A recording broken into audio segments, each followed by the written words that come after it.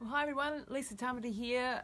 Today I just wanted to do a little bit of a Facebook Live session and I wanted to talk about goal setting.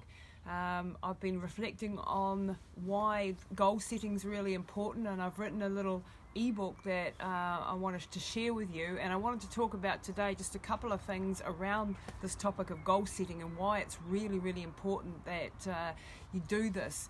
Now, when you set something in motion, you set a goal and you go for it, what happens in your brain is that you have this thing called the RAS filter, right, which is your reticular what is it there, RAS.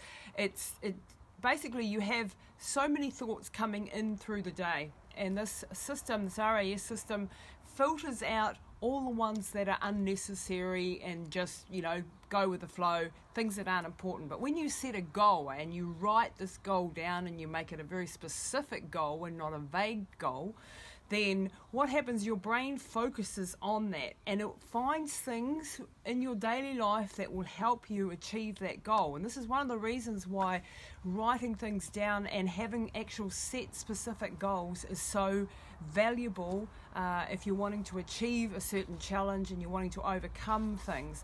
Now, when you set a goal, what typically happens, you might say, hey, this isn't just for runners, by the way, this is for people who are in business or in whatever part of life you're into. But maybe say you set a goal and you're going to run a half marathon in 6 months' time. Now, when you do that and you say, okay, I'm signing up to this particular race, and you set that time goal and you go for it, you're typically all very excited in the beginning and it's all great, and then you get into gear and you start to plan and you take those first steps. Now, what usually happens after this, and this is why New Year's resolutions typically don't work out, that enthusiasm starts to dwindle away and you probably go out too hard, too fast, that sort of thing, and you end up tired and you don't have a plan and you stumble on forward, and then things turn to custard. We've all been there, we've all had those things that we were gonna do and then never got round to doing it. So I've put together a little bit of a checklist, if you like, of things that you can do to help make sure that you actually attain your goals. So one being writing these goals down, being very specific about the goals. When you have a vague goal, say I want to lose weight, that's a very vague goal. Instead, you should be saying, I want to lose 5 kilos or whatever the target is. And I want to lose it in a specific amount of time, obviously in a realistic time. But you set yourself a measurable, specific goal that is time-bound. By doing those 3 things, you're making it very real to yourself. And you're getting in the right frame of mind to actually achieve it. Now, there's a whole lot of things that I go through in my little ebook that will help you understand how your brain works, why this goal-setting system, if you like, is really important for you to help you overcome your challenges that you meet along the way. Now, typically when you're underway towards a goal, as I said before, the first few steps go fine. It's the middle part where it turns to custard, because this is where it gets hard, you're tired, you're exhausted, you're challenged, it's harder than you thought it was gonna be. All of these things can come at you. So just understanding all the time what it is that you are trying to do. I remember when I was running through New Zealand, for example, and I've been so busy in the build up to this run that I hadn't really had time to sit and think about what it would mean to run 2,250 kilometres through New Zealand in what I hoped was be 33 days.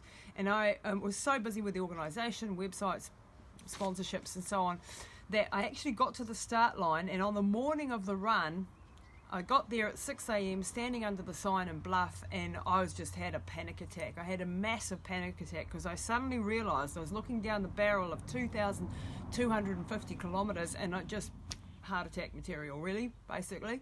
And I had a bit of a meltdown, and I went over to my mum, and she gave me some of the most precious advice that she could ever give me.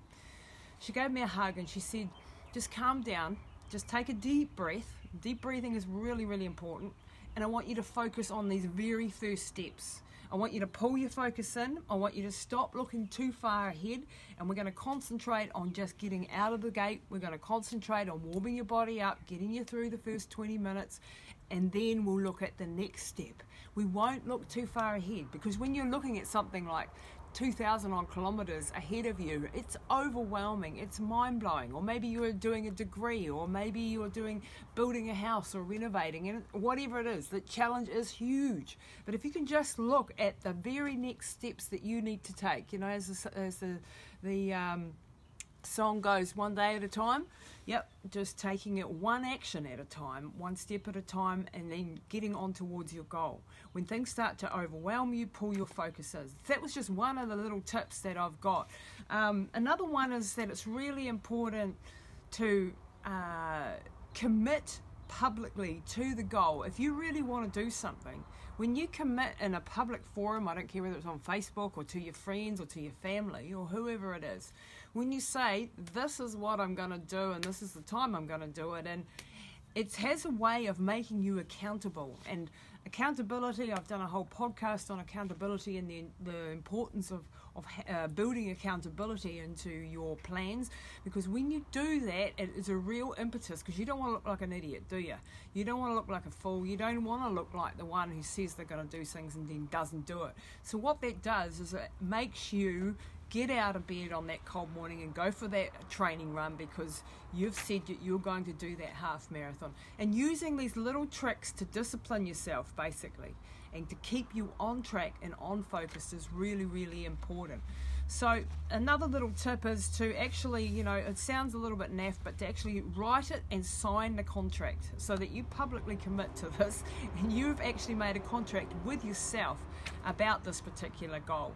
Another one could be, what's on my list here? Right, the other thing I wanted to suggest is that when you set a goal and you've got a big mission goal, you also need to set some sub goals and some targets to meet along the way, stepping stones, so that when you get underway, once again, it's keeping that focus on the very next part of that journey. So you might have, you want to do a marathon in 6 months' time. A part of that program might be, I'm going to do a 10k race on such and such a date. I'm going to do a half marathon 3 months out from here, and having those little building stepping stones so that you're not having to reach too far all at once.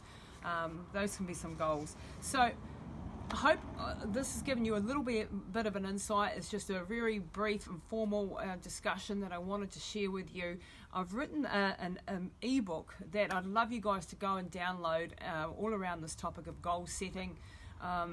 As you might or might not know, I do a lot of stuff around mindset. So everything around overcoming obstacles, around leadership, about developing mental toughness, about developing disciplines and rituals, and all of this sort of good stuff. And this one's in particular about goal setting. So I'd love you to go and check that out, download it. The link is in the description. But lisatamati.co.nz/goal-setting is the link if you want to check it out. I'd love you to do that. And thanks for checking in tonight, and have a great night.